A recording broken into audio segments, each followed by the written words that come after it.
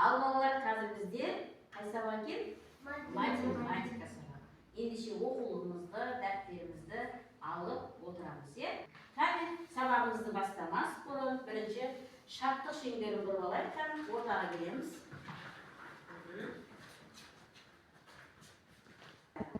Қуанамын мен де, қуанасың сен де, қуанайық достарым, аралап атқан әр күнге.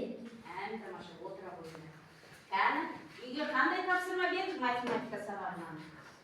Кәне, Каусар? Номер 7 теңдеді шеш.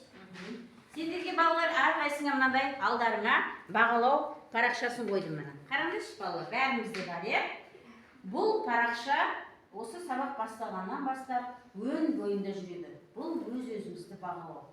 Егер де тапсырмаға, мысалы тақтаға жұмыс орындасақ, осы жерде тапсырмаларды орындасақ, не қойып отырамыз? Қосу таңдасын қойып отырамыз. Әрқайсымыз өзіміздің шыққан бағамызды соңында айтамыз. Мақма, бүгінгі сабаққа қанша бал алғандарыңды содан белгілеп отырамыз. Номері 7 дедік, кән кім оқи қояды бірінші есепті? Қалғанымыз дәптерімізді ашып, тексеріп отырамыз. Дұрыс бұрыс екенін. Кән Жансерік оқи қойшы кән. X көбейту 30 тең 900 бөлу 3. X көбейту 30 тең 300. X тең 300 бөлу 30. X тең 1. Нәтижесі белгісіз санның қанша болды? 10. Сендерге де сондай балалар дәптерімізге қараймыз. Өте тамаша. Ал белгілеп қоямыз өзіміздің жаңағы бағалау парақшамызды. Жауап берді ғой өйткені Жансерік. Келесін, Каусар оқи қойған. X көбейту 6 тең 50 қосу 310. X көбейту 6 тең 360. X тең 360 бөлу 6. X тең 60. Сонда белгісіз санымыз 60-ға тең болды. Сонда теңдеуіміз не істейді? Шығады екен, е? Отыра қойған, теңде белгілеп. Ендеше сынып жұмысын ашамыз. Бүгінгі нешесі бүгін? Жазамыз дәптерге. Сынып жұмысы деп жазамыз. Бүгінгі жаңадан өтетін сабағымыз 96 санын 6 түріндегі кестеден тыс ауызша бөлу. Бірінші жазып аламыз дәптерге. 96 санын 6 түріндегі кестеден тыс ауызша бөлу. Біз бұған дейінге 2 таңбалы санды, 3 таңбалы санды, 1 таңбалы санға ауызша бөліп жүргенбіз. Енді сол өткен сабағымызды одан ары қарай не істейміз? Пысықтаймыз, бекітеміз, е, сабағымызды. Бері қараймыз бәріміз, қаламсақты қоямыз жазып болса, тақтаға қараймыз. Бері қараңдаршы, қандай сөздер жазылып тұр балалар? Оқиықшы кәні. Пейзаж. Осы 3 сөз сендерге таныс па? Таныс. Қай сабақтан білеміз бұны біз? Оны біз бейнелеу өнерін, әсіресе бейнелеу өнерінен біз көп естиміз, е? Осыған дейін де өттік. Енді мен сендерге кіріспе тағы да айтып өтейін. Бұл бейнелеу өнерінің жанрына жататын портрет, натюрморт, пейзаж деген жанрына жатады. Яғни портрет бұл адамның несін салады? Бейнесін бейнелейді, е? Бейнелейді. Кімдер салады бұны? Суретшілер салады. Ал натюрморт дегенше? Натюрморт дегеніміз бұл француз тілінен алғанда дәлме-дәл деген сөзді білдіреді. Дәлме-дәл. Яғни өлі заттарды естиді, үйлесімді түрде бейнелейді суретшілер. Әдемі қылып салады. Мысалы, құмыраның, алманың неше түрлі заттар бар ғой, иә? Соны әдемілеп кескіндеп естиді, ұмытпай сол суретті естиді салады. Ал пейзаж дегеніміз не? Пейзаж дегеніміз мынау жан-жағымыздағы не? Табиғаттың суретін салу. Біздің сурет өнеріндегі ең алғаш қазақтан шыққан суретші атамыз кім екен? Қаңғолымыздан жауап береміз кән?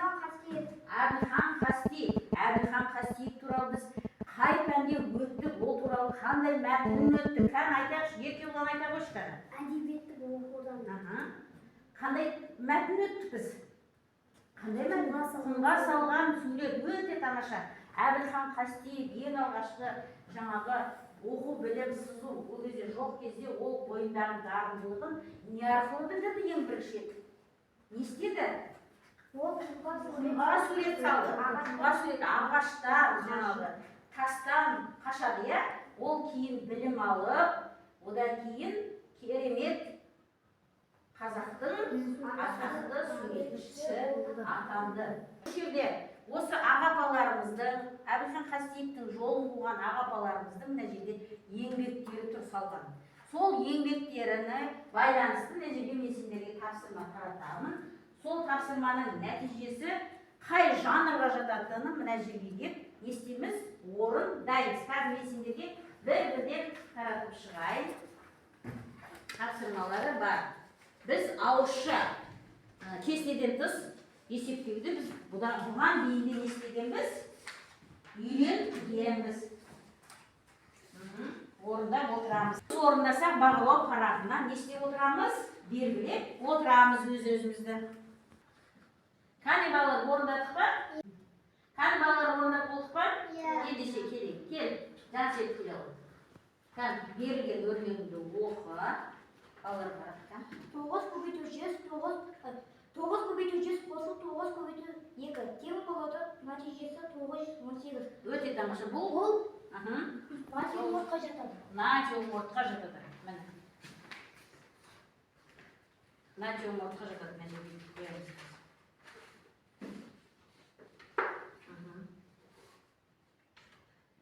Бұл Смайылованың қымыз деген натюрморты. Келесі. Келе ғой, айқын келе ғой. Оқи қойдан. 102 көбейту 9-тен 918.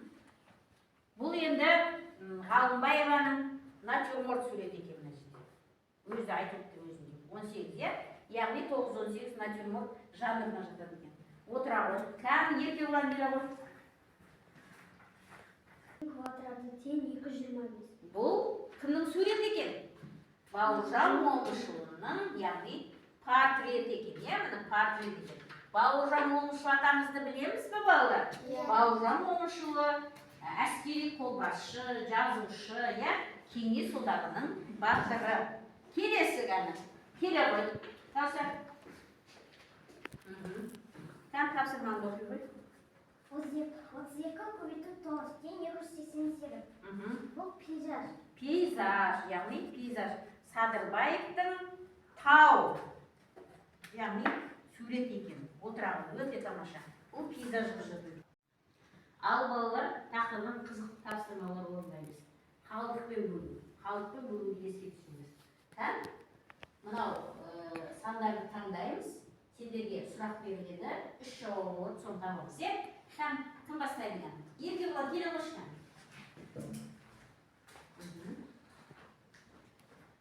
Bir номерді сандар. Өте тамаша, 20 санданды. Қандай санды бөліп өтті? Айта қошқа, тоқтан. 85 бөлу 9. Яғни жуықтаймыз, е? 85 9-ға бөліне ма? Бөлмей, жуықтаймыз. Енші қай санды қай санды көбейтсек? 85. Өте тамаша. Қайсы жауап? Өте тамаша мен таптым. Жарайсың. Анау бағалау парағымды белгілеп отыр. Өте тамаша. Айнұр келе қойды. Айнұр келе ғой. Қай номер тыңдаймыз? Қандай сан екен? 82-ні 7-ге бөлеміз. 82 7-ге бөліне ме? Айнұр. Бөлінбейді. 3 жауаптың бөлігін айтамыз. Қай сан? Өте тамаша екен. Керемет жауабы шықты. Қаусар келе қойған.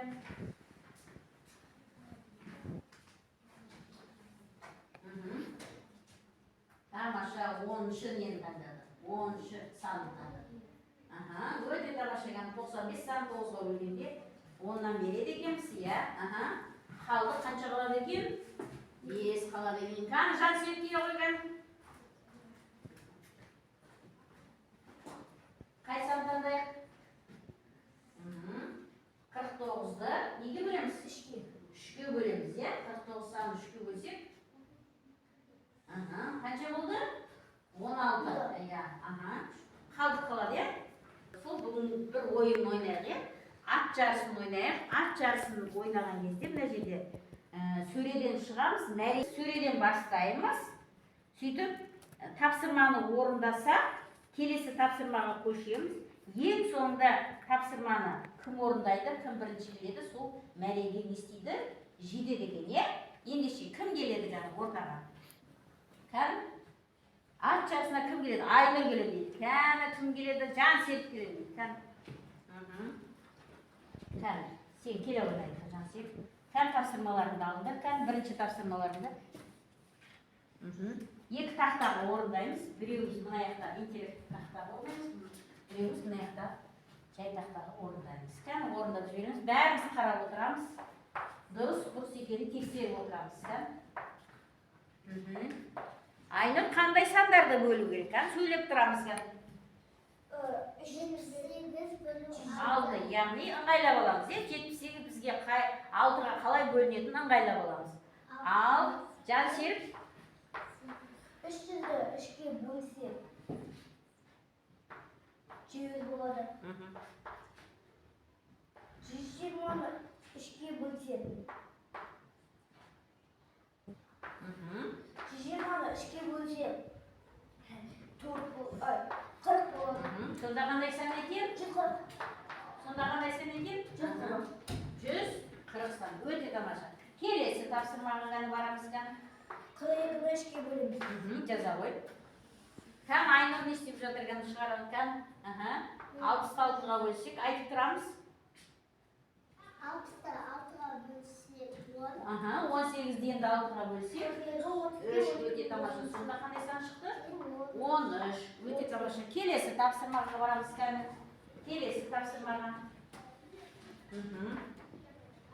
Атымызды бағыра жылжытып қойайық. Мәреге дейін жетуіміз керек. Кесте шығарып, қазір кім бірінші шығады, сол озады екен. Ат жарысында. Қашетте 14 шығады. Өте тамаша. Бұл 400-бен. Келесі тапсырмаға барамыз кән.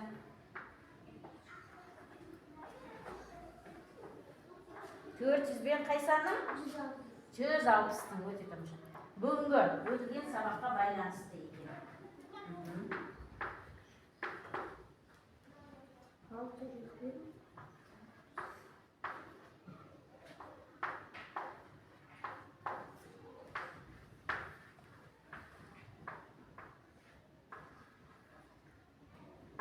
Кәні Айнұр? 400-ді 2-ге бөлсек 200. 400-ға 560-тың қайлап ал. 400 бен 160-тың қосындысы деп, е? 160-ті 2-ге бөлсек 80. Өте тамаша. Сонда 200 саны. Өте тамаша екен. Келесі тапсырма неді?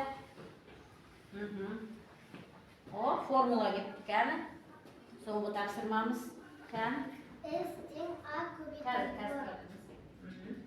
Бұл қай фигураның несі екен, формуласы екен қазір? Несін есептеу керек? Несі? Ауданын есептейді формула. Өте тамаша. Кәні бірінші кім келді жарысқа?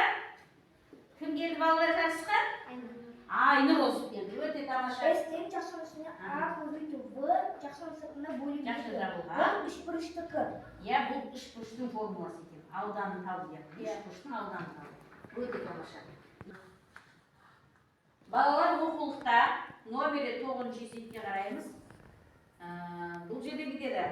Бөлгіштерді тиімді қосылғыштарға жүктеу үшін әр бояудың ыдысына тиісті қылқаламды таңдаймыз. Мына жерде әр бояу тұр, неше түрлі бояу тұр.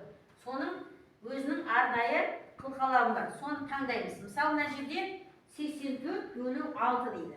Яғни, сол 84 санын 6-ға бөлу үшін не істейміз? Ыңғайлаймыз, Қай сан мен қай санды 84-ті 6-ға бөлеміз.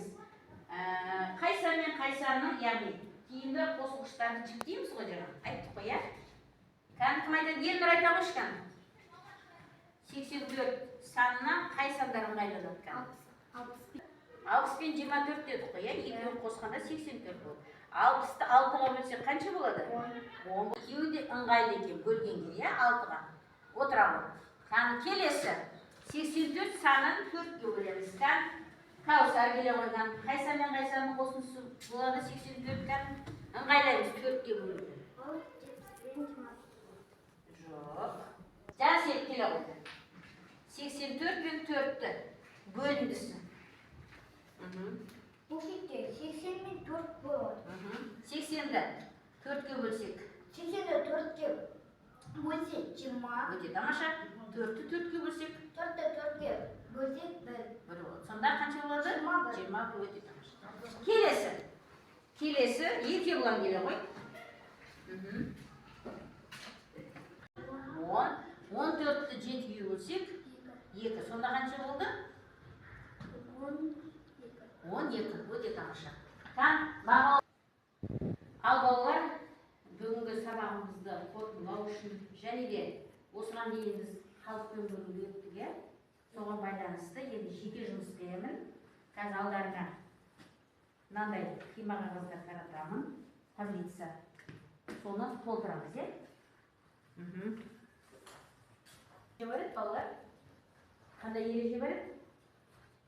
Кім айтып өткен? Айнұр айтып өткен. Қалдық қасында бөлгіштер аз болады. Қалдық қашанда бөлгіштер аз болады. Балалар орындаған тапсырмаларыңды маған беріңіздер. Әке. Орындап болдық қой, Тамаша.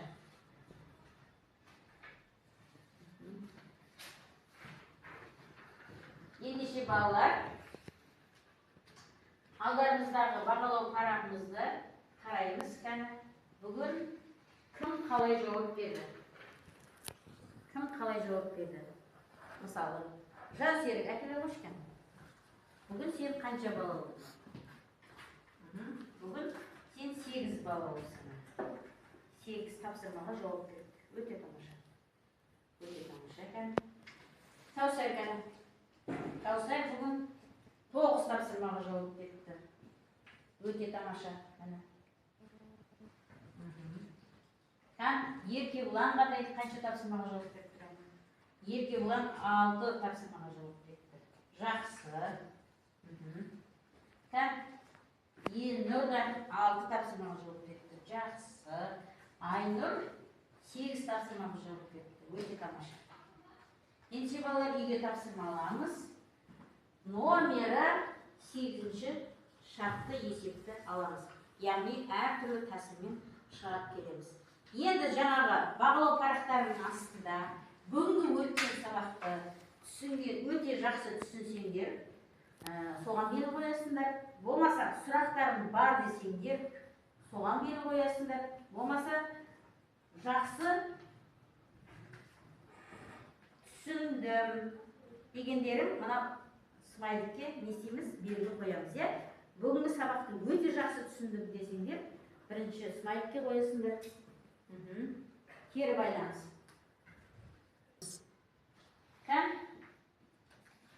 Елуілет пе? Айнұр өте жақсы түсінікті бүгін сабақты. Каусар өте жақсы түсінікті. Жансерік те өте жақсы түсінікті. Еркебұлан да өте жақсы түсінікті. Рахмет, балалар. Осымен сабағымыз аяқталды.